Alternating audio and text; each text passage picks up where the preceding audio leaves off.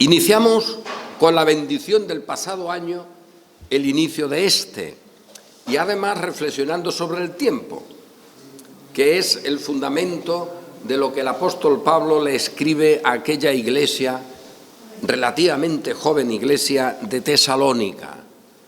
Cómo el creyente tiene que vivir, asumir, reflexionar y actuar en el tiempo que resta hasta la venida del Señor. Aquellos en Tesalónica estaban perturbados, habían confundido algunas cosas y el apóstol les tiene que enseñar. Y aún hoy, sobre ese particular, el tiempo que resta, qué hacer, cómo asumirlo, qué es lo que ahí ocurre, pues también sigue provocando muchas discusiones y muchas desviaciones de la verdad. Se subrayan varias cosas y eso ya nos vale para cualquier época. El apóstol allí, en ese momento, cuando algunos decían incluso que ya no tenían ni que trabajar, porque como la venida del Señor estaba tan cerca, ¿para qué ocuparse del campo? ¿Para qué ocuparse de cosas que al final no iban a tener continuidad? Esa mentalidad ha existido siempre, ¿eh? Gente que ha dicho, bueno, como el Señor viene o esto no tiene remedio, ¿para qué voy a trabajar? Ese es un planteamiento curioso que luego se pretende como si fuera una actuación o un planteamiento muy santo, muy de rechazo del mundo. La Biblia no te dice eso. Que no te afanes por las cosas como si fueran eternas, vale, pero cumple tu trabajo en cualquier momento, aunque la venida sea mañana. Tú cumple tu trabajo, siembra hoy, haz todas las cosas que debas. Y entre esas cosas está que la palabra del Señor corra, que la palabra del Señor sea anunciada, igual que ocurrió en Tesalónica. Esto es una cosa de gran importancia, esto es algo sobre lo que hay que subrayar muchas cuestiones, sobre todo porque por circunstancias diversas el pasado año aquí en nuestro contexto en España, pues se celebró el 450 de la publicación en Basilea de lo que se llama la Biblia del Oso. Y mirad que no se han hecho cosas, pues algunas muy interesantes, otras menos, pero se han hecho cosas en recuerdo de ese año.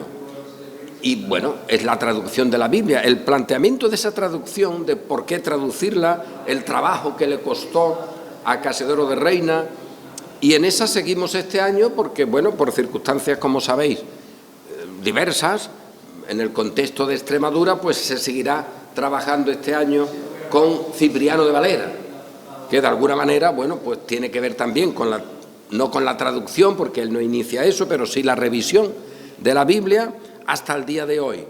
Pero eso también nos planteaba otra cuestión. Bueno, oye, que Cipriano de Valera no solo presentó la Biblia, un poquito antes había traducido la institución de la religión cristiana de Calvino. Y a ver cómo se tragan a Cipriano de Valera. No lo quieren mucho. A Casiodoro de Reina se lo suele usar cada día más, es curioso, y hay que estar muy alerta con esto, ¿eh? Se lo suele usar cada día más para meterse con Calvino. Nadie sabe por qué. Es curioso, ¿eh? Lo persiguieron algunos insensatos pastores del contorno de la Reforma, sí, pero Calvino no lo persiguió nunca, aparte de que Calvino se muere el hombre en el 64 y Casiodoro vive hasta el 94, 30 años después, y Casiodoro nunca habló en contra de Calvino, ¿vale? Pero esa es una cuestión relevante y que tenemos que tomar en cuenta para que la palabra del Señor corra, fijaos, y sea glorificada así como lo fue entre vosotros. Y esto tiene sus connotaciones, porque con mucha frecuencia, es más, incluso, fijaos, el lema de la Sociedad Bíblica en España es este versículo, que la palabra del Señor corra y sea glorificada. Y eso parece que valdría como un planteamiento muy general. Pero falta el pequeño detalle, que sea glorificada como lo fue entre vosotros. Y ahí entramos ya en otras cuestiones. Porque Pablo no está diciendo, bueno, que el texto sagrado corra, porque para eso ya había en ese momento algunas traducciones que se usaban. Por ejemplo, la traducción de los 70, la Septuaginta, oye, se usaba. Las comunidades judías tenían más o menos suficiente lectura. Cuando Cristo está en Jerusalén, la palabra de Dios corre y es glorificada. Oye, los escribas continuamente hablaban de la palabra. Los ancianos, por la palabra, juzgan a Cristo. Por esa palabra lo condenan. Esa palabra es la que está en el templo y expulsa al Mesías. Y el Mesías se ve en la cruz, fuera de la palabra, fuera del contexto religioso. Entonces, que hoy alguien diga, mira, pues que la palabra del Señor corra, eso significa que la Biblia se distribuya de cualquier manera, cualquier modelo, qué concepto de palabra y Cristo dónde. Eso hay que tenerlo siempre en cuenta. La palabra del Señor, evidentemente, que corra y sea glorificada, eso es lo que pide el apóstol. Pero también pide ser librado de hombres perversos y malos, porque no es de todos la fe. ¿Y eso cuándo? Aquí lo hemos subrayado multitud de veces, y es clave tenerlo en cuenta. ¿Cuándo ocurre eso de ser perseguidos o de que haya una intolerancia hacia el cristianismo? Cuando el Imperio Romano persigue a los cristianos, cuando el Imperio Oriental persigue a las grandes comunidades orientales. El apóstol no está pensando en eso, eso vendrá. Ahora, en este tiempo, cuando os escribo, pido que oréis por nosotros para que la palabra del Señor corra y sea glorificada, como lo fue entre vosotros. Oye, ¿y cómo fue entre vosotros glorificada la palabra? No es que llegó la palabra en palabra solamente, sino en poder de Dios. Y ahí entra esa palabra que os ha sido anunciada por el Evangelio. ¿Cuánto hay que pararse ahí? La palabra os ha sido anunciada por el Evangelio. Hemos leído el consejo, el mandato que Pablo le da a Timoteo, que prediques la palabra. Hay ahí una referencia, por lo tanto, a una palabra que es poderosa. Y curioso, no se identifica solo con el Evangelio, sino que lo que se nos dice es que el Evangelio anuncia esa palabra. Pues ahí nos quedamos, que esa palabra que anuncia el Evangelio corra. Por lo tanto, no es cualquier Evangelio. No podemos conformarnos con decir, oye, fíjate, de alguna manera el Evangelio está siendo anunciado por aquí y por allá, porque hay gente que lleva la Biblia, son sectas, son gente rarísima que dicen unas cosas extrañísimas sobre Cristo, sobre su segunda venida, sobre la fe, pero no importa, porque tienen la Biblia. Curioso. Eso no es lo que se está diciendo. Que esa palabra del Señor corra y que sea glorificada como lo fue entre vosotros, tiene que ver con el poder de la palabra. Y aquí nos encontramos de nuevo tantas veces, no porque acudamos a un lugar de la historia que sea sagrado y que tenga ahí unas cosas extraordinarias, pero el momento inicial, no el consecuente, sino el inicial de la Reforma, nos pone de manifiesto este poder de la palabra, este poder de la palabra, que tantos anunciaron y que pone de manifiesto el poder de la palabra, porque luego estas personas que lo reciben y que lo anuncian, lo hacen mezclándolo con cosas que simplemente señalan su condición natural. Y aquí hemos puesto en más de una ocasión el ejemplo de Lutero. Oye, en Lutero, en su conversión, notamos ese poder de la palabra y él mismo lo confiesa. Pero luego, cómo administra eso, las conclusiones que saca, etcétera, hay muchas cosas, en el caso de Lutero, con las que no podríamos tener ninguna colaboración, que son rechazables. Pero su conversión y el poder de la palabra para conservar esa conversión, eso sí es un lugar donde ver cosas. Y precisamente en la experiencia de Lutero a lo largo de toda su vida, porque él comete multitud de errores, saca conclusiones erróneas, pero su idea de salvación la continúa hasta el fin. Y en ella hay una señal siempre. Oye, esta palabra, este poder de Dios, esta salvación, esta justicia no es natural, no está en el plano natural. En el plano natural hay una Biblia, hay una iglesia, hay unos sacramentos, pero la palabra que salva, que forma a la iglesia salvada, esa es de otro lugar, esa es celestial, esa es espiritual, esa es del cielo de Dios. Esa no nace ni está en el plano natural. Porque todo lo que en el plano natural esté, todo en lo que la naturaleza esté, de la naturaleza es. Y ahí hay religión, y hay cristianismo, y hay sacramentos, y hay adoración, y hay Biblia. Pero está en el plano natural. Y hay gente que ha querido usar ese plano natural para producir lo espiritual, para producir la salvación. Ese es el modelo de la Iglesia romana, de Tomás de Aquino y de otros. Oye, pero luego eso se coló en el protestantismo y se formula desde el protestantismo una condición natural desde la cual se anuncia un evangelio, fijaos, que desde ahí se puede saltar a esa comunión con Dios, que Dios necesita ese plano natural, la decisión del hombre, la voluntad del hombre, la iglesia, los sacramentos, etcétera. Y este es un gran error, porque ese evangelio no anuncia la palabra, que es poderosa. Ese evangelio puede anunciar a lo máximo el poder de la naturaleza, cambiada, educada, una cultura cristiana, pero que al final no tiene poder nunca para matar a la naturaleza, que está en el plano de Dios, de la referencia con Dios, condenada y está muerta.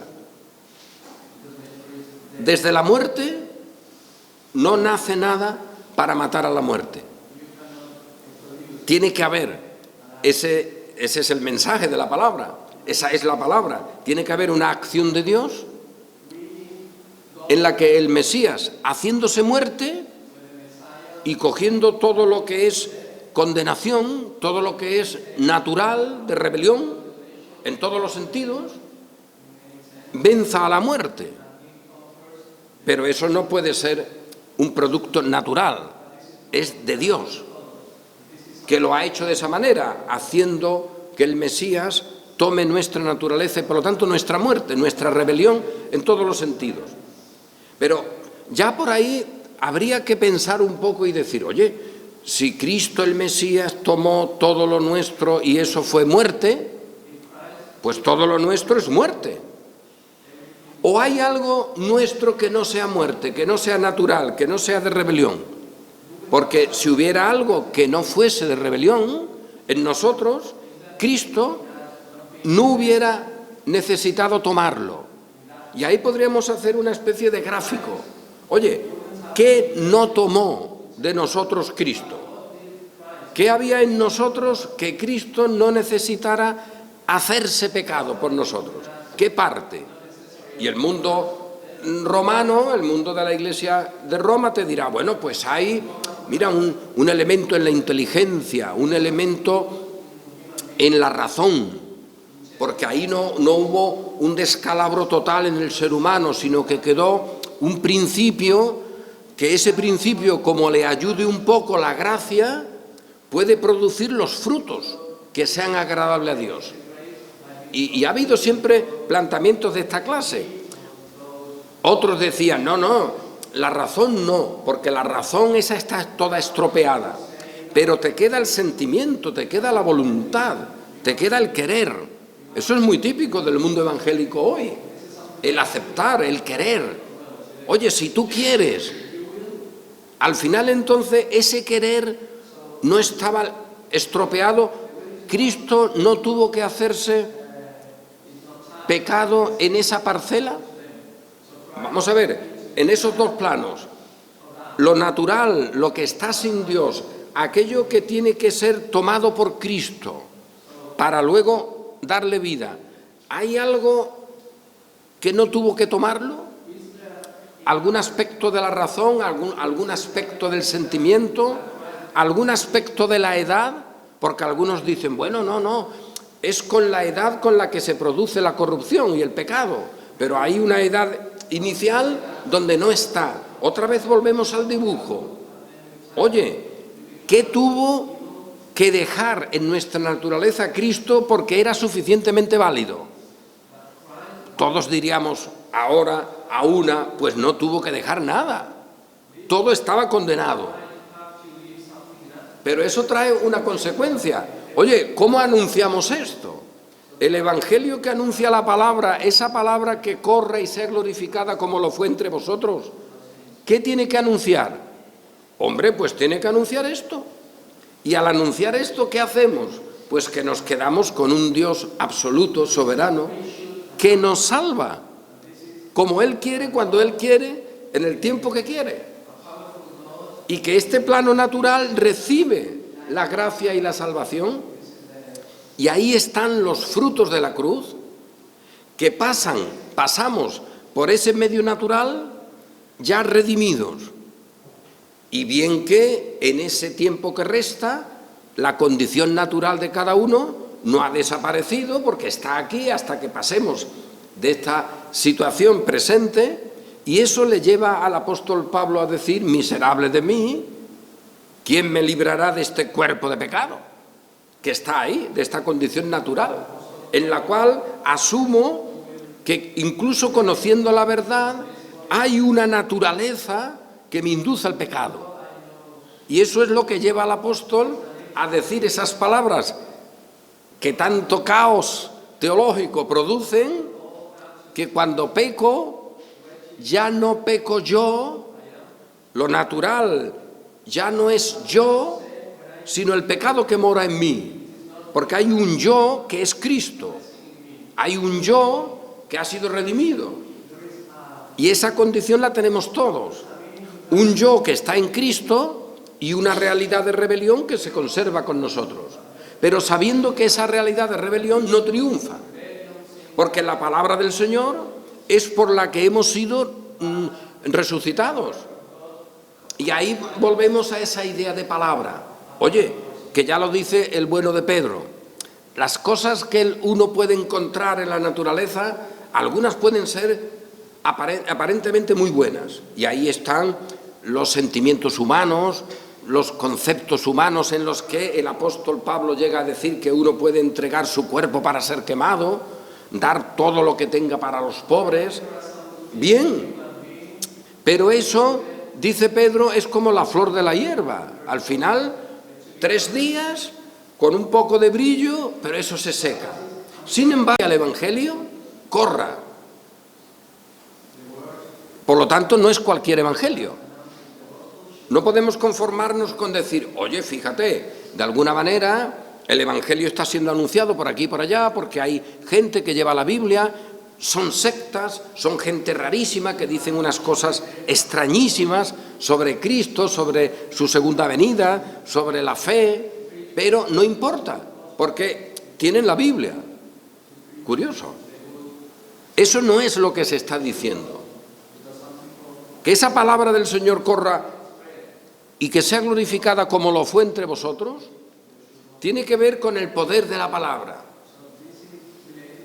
Y aquí nos encontramos de nuevo tantas veces, no porque acudamos a un lugar de la historia que sea sagrado y que tenga ahí unas cosas extraordinarias, pero el momento inicial,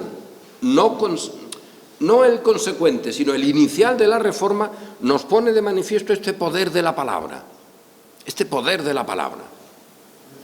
que tantos anunciaron y que pone de manifiesto el poder de la palabra, porque luego estas personas que lo reciben y que lo anuncian, lo hacen mezclándolo con cosas que simplemente señalan su condición natural.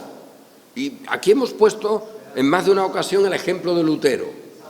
Oye, en Lutero, en su conversión, notamos ese poder de la palabra y él mismo lo confiesa. Pero luego, cómo administra eso, las conclusiones que saca, etcétera, hay muchas cosas, en el caso de Lutero, con las que no podríamos tener ninguna colaboración, que son rechazables. Pero su conversión y el poder de la palabra para conservar esa conversión, eso sí es un lugar donde ver cosas.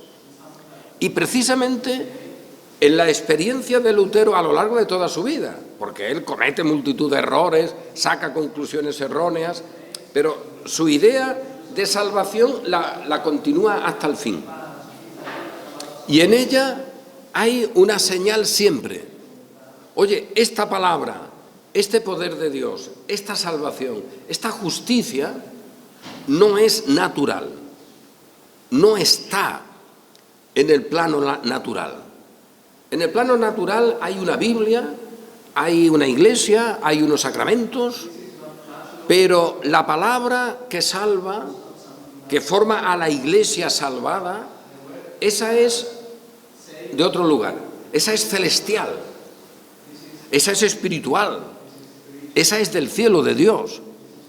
Esa no nace ni está en el plano natural, porque todo lo que en el plano natural esté, todo lo que la naturaleza esté, de la naturaleza es. Y ahí hay religión, y hay cristianismo, y hay sacramentos, y hay adoración, y hay Biblia. Pero está en el plano natural. Y hay gente que ha querido usar ese plano natural para producir lo espiritual, para producir la salvación. Ese es el modelo de la Iglesia romana, de Tomás de Aquino y de otros.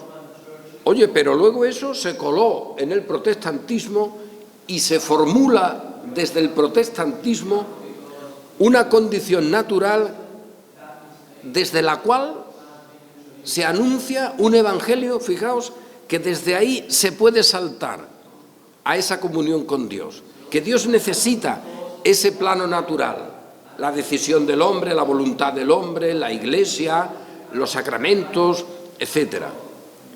Y este es un gran error, porque ese evangelio no anuncia la palabra, que es poderosa.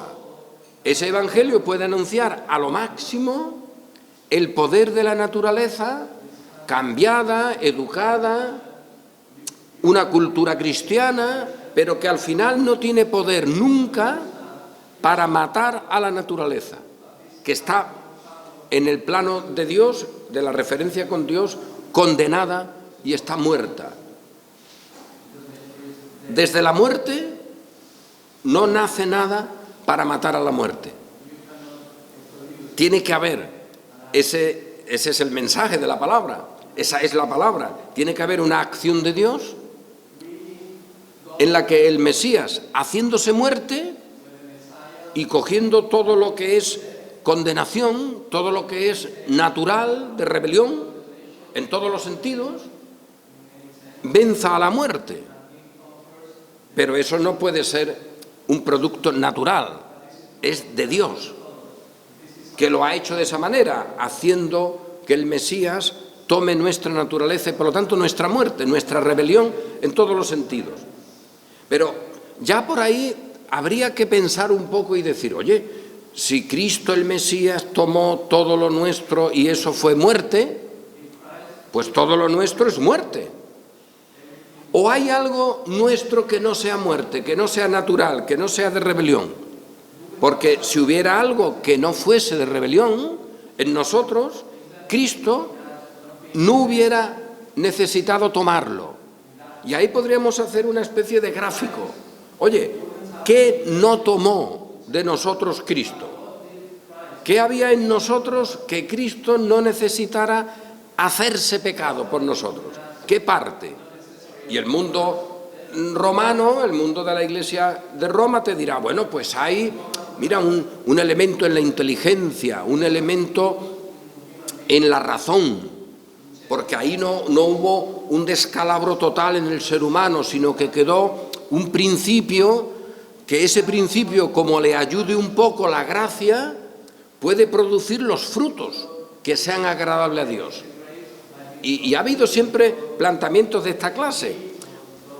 Otros decían, no, la razón no, porque la razón esa está toda estropeada, pero te queda el sentimiento, te queda la voluntad, te queda el querer. Eso es muy típico del mundo evangélico hoy, el aceptar, el querer. Oye, si tú quieres, al final entonces ese querer no estaba estropeado. Cristo no tuvo que hacerse pecado en esa parcela.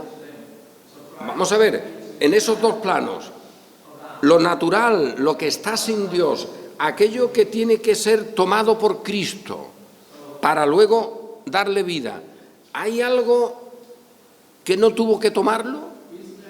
¿Algún aspecto de la razón, algún aspecto del sentimiento, algún aspecto de la edad? Porque algunos dicen, bueno, no, es con la edad con la que se produce la corrupción y el pecado, pero hay una edad inicial donde no está. Otra vez volvemos al dibujo. Oye, ¿qué tuvo que dejar en nuestra naturaleza Cristo porque era suficientemente válido? Todos diríamos ahora a una, pues no tuvo que dejar nada. Todo estaba condenado. Pero eso trae una consecuencia. Oye, ¿cómo anunciamos esto? El Evangelio que anuncia la palabra, esa palabra que corre y sea glorificada como lo fue entre vosotros, ¿qué tiene que anunciar? Hombre, pues tiene que anunciar esto. Y al anunciar esto, ¿qué hacemos? Pues que nos quedamos con un Dios absoluto, soberano, que nos salva, como Él quiere, cuando Él quiere, en el tiempo que quiere. Y que este plano natural recibe la gracia y la salvación. Y ahí están los frutos de la cruz, que pasamos por ese medio natural ya redimidos. Y bien que en ese tiempo que resta, la condición natural de cada uno no ha desaparecido, porque está aquí hasta que pasemos de esta situación presente, y eso le lleva al apóstol Pablo a decir, miserable de mí, ¿quién me librará de este cuerpo de pecado?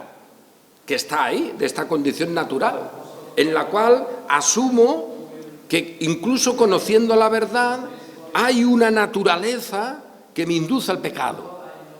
Y eso es lo que lleva al apóstol a decir esas palabras que tanto caos teológico producen, que cuando peco, ya no peco yo, lo natural ya no es yo, sino el pecado que mora en mí.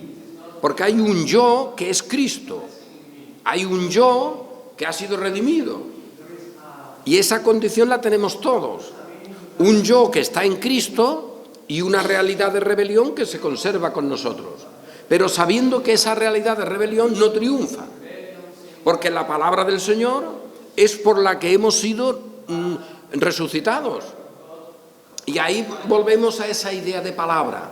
Oye, que ya lo dice el bueno de Pedro, las cosas que uno puede encontrar en la naturaleza, algunas pueden ser aparentemente muy buenas, y ahí están los sentimientos humanos, los conceptos humanos en los que el apóstol Pablo llega a decir que uno puede entregar su cuerpo para ser quemado, dar todo lo que tenga para los pobres. Bien, pero eso, dice Pedro, es como la flor de la hierba. Al final, 3 días con un poco de brillo, pero eso se seca. Sin embargo, la palabra del Señor, la que nos ha dado la vida, esa permanece para siempre. Así que, ¿por qué tenemos nosotros seguridad en el tiempo que resta? Como Pablo oye, que mira, el trabajo está aquí, yo ya estoy para ser sacrificado, el tiempo de mi partida está cercano, todos podríamos decir lo mismo, porque con 100 años que pongas delante, todos podemos decir, oye, el tiempo de mi partida está cercano, 60, 70, 80, 100, apúntate un poco más si quieres, pero cercano relativamente. También es verdad que Pablo, al tener ya una edad y unas circunstancias, él asume que ese tiempo cercano es ya de poco tiempo, meses o algún año. Pero el dato es, el Señor me conservará hasta el fin. Y no solo a mí, sino a todos los que aman su venida. ¿Por qué? Porque no depende de lo natural, porque no depende de este planteamiento natural, porque el poder de Dios es de arriba. Estamos en la iglesia celestial, en el templo celestial, en el lugar santísimo celestial. Y todo eso nos viene por la palabra. Entonces esa palabra que salva, esa palabra que es poderosa, no puede ser solo la palabra de la naturaleza. Y ahí entramos en ese planteamiento que a algunos les ha llevado incluso a decir barbaridades sobre el texto bíblico. Porque resulta que en el plano natural nosotros tenemos el texto. Oye, lo ha escrito una persona con su cultura.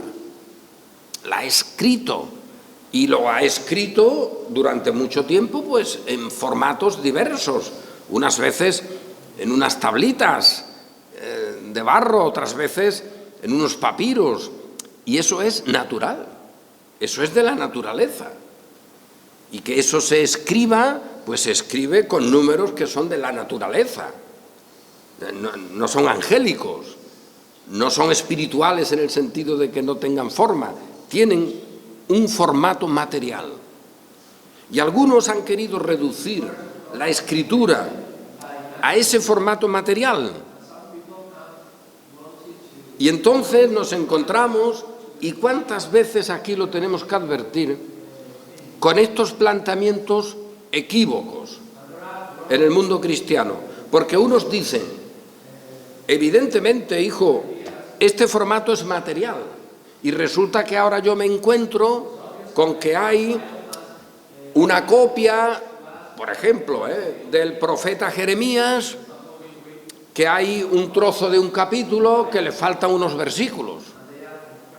Y ahora yo me encuentro que en el siglo tal se habían hecho unas copias del texto sagrado, pero descubrimos que una comunidad aislada, que no había tenido contacto con el resto de las comunidades, como eran los del contexto de Qumran, oye, pues allí habían conservado el texto del Antiguo Testamento de una manera concreta.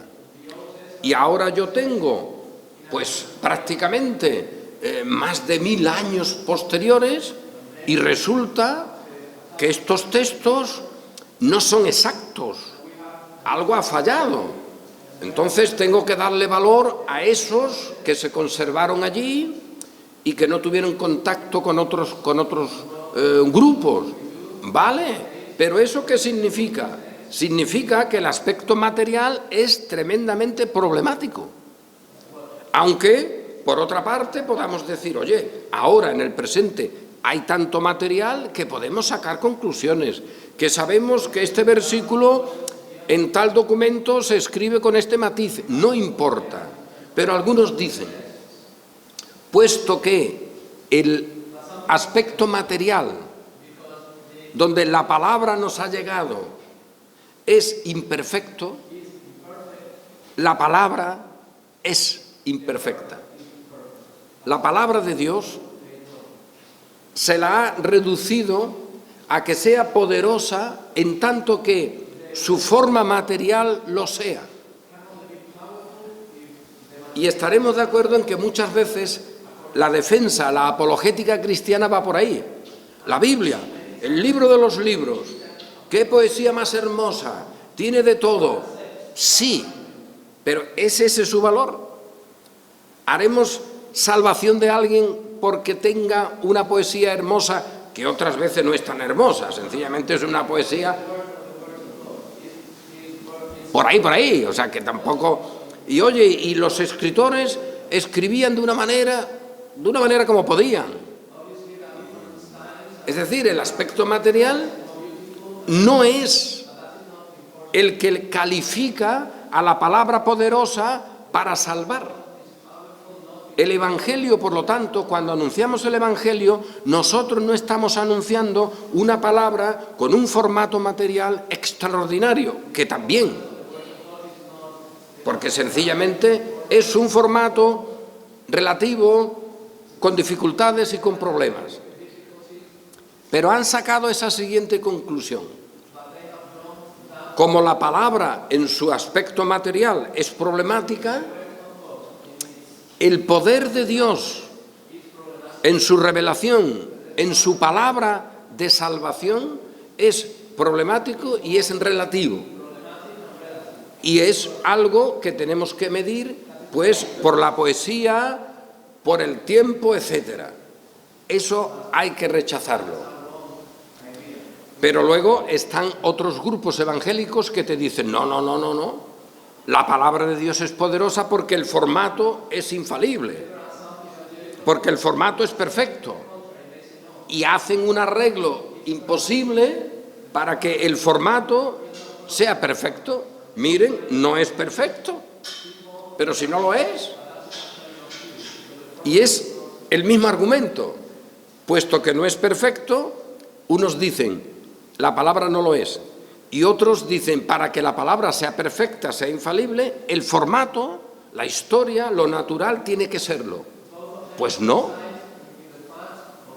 Decimos no a las dos posturas. Pablo está diciendo que corra la palabra, ¿y eso qué significa? ¿Que él está aprobando el texto que usaban en Tesalónica de la traducción de la Septuaginta? ¿Él estaba aprobando eso? ¿Él estaba considerando eso perfecto? No.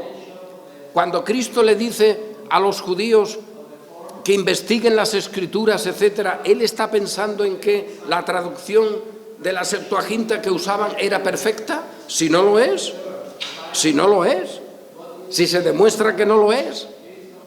¿Él estaba diciendo el formato es perfecto? No, pero sin embargo él habla de la palabra de Dios.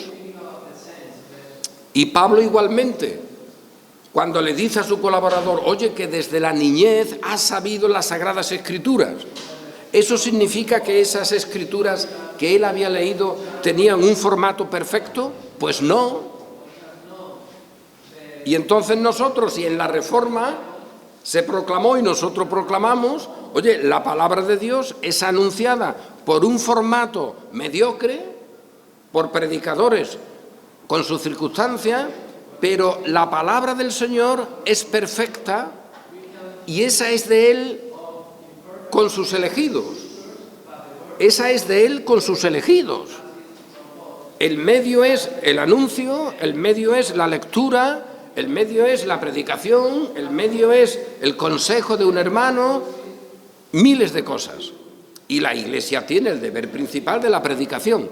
Pero anunciando esto, oye, que el poder no está en el anuncio ni en el mecanismo racional del pastor, sino en Dios. Al final de cuentas, la palabra es de Dios. Y esa es la palabra que sigue actuando con los suyos, con la que Dios se encuentra con los suyos. Y aquí volvemos a lo que tantas veces decimos. Oye, esa palabra que desde la eternidad, esa disposición, esa voluntad que desde la eternidad se estableció, ahora en la cruz se está desarrollando y se está aplicando. Y esa palabra, ¿dónde está? Pues fijaos, está en la cruz. Y cuando leemos en el Nuevo Testamento que la palabra de la cruz es locura, significa eso. Pero esa palabra de la cruz, ¿dónde está su perfección material? La tenían los judíos en el templo, que querían cumplir los rituales. Pretendían una perfección material de la existencia. este día es un ritual, no conviene que toquemos esto o que hagamos aquello. O sea, que estaban pretendiendo cumplir la palabra para condenar a Cristo. ¿Qué palabra es la que tenemos que anunciar? ¿Qué palabra tiene que correr?